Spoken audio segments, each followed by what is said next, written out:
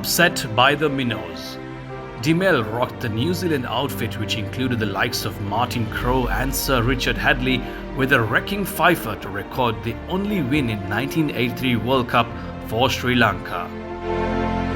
Stubborn Arjuna.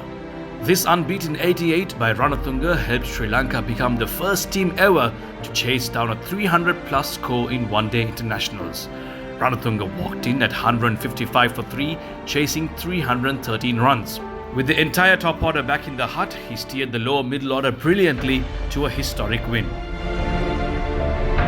Assurance by Mad Max. In an era where batting first in a World Cup final meant you were halfway to a win and a target close to 250 runs was golden, De Silva turned things upside down. The swing of McGrath and the guile of Vaughan made no difference as De Silva took control. He struck an unbeaten 100 to help Sri Lanka chase down the 241 runs posted by Australia and win their maiden World Cup. The scripted start featuring Was. This brutal spell by Was helped him become the first and only man to pick up a hat-trick with the first 3 balls of an ODI. He went on to pick up 6 wickets in the game, going for just 25 runs.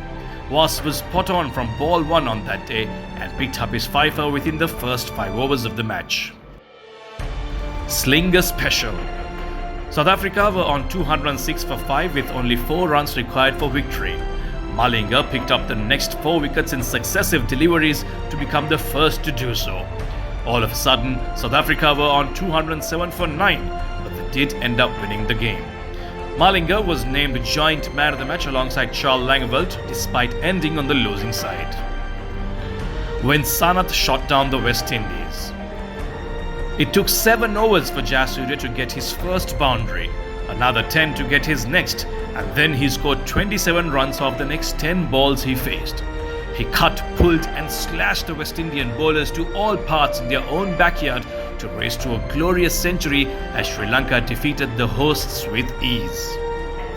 Mahela aka Mr. Reliable. Jayawardene got off to a slow start and his first boundary came after 48 balls.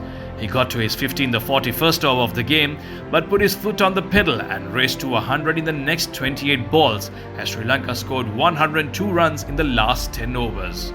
It was a perfectly paced ton by the Lankan skipper that helped Sri Lanka reach their second World Cup final. Tharanga Dilshan making it look easy. The most successful openers in World Cup history. This pair was magical in 2011 as they went on to pile up 800 runs together in 9 games.